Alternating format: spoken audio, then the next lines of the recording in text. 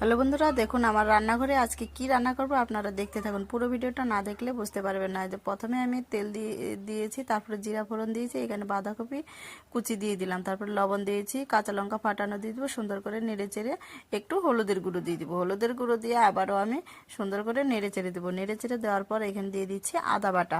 আদা বাটাটাকে দেওয়ার পর এইখানে দিব, এই যে দেখুন, একটা টমেটো কুচি, আর এইখানে দিচ্ছি সুন্দর করে আবারও আমি নেড়ে চেড়ে নিব। তারপর দিয়ে দিব মটরশুঁটি। মটরশুঁটিগুলোকে খোসা ছুটি নিয়েছে, ওটা দিয়ে দিব। তারপরে এইখানে নিয়ে নিয়েছি একটা মাছের মাথাটা দিয়েই আজকে রান্না করব বাঁধাকপির ঘন্ট। তো দেখুন কিভাবে হচ্ছে। তো মাছের মাথাটাকে আমি দিয়ে দিলাম।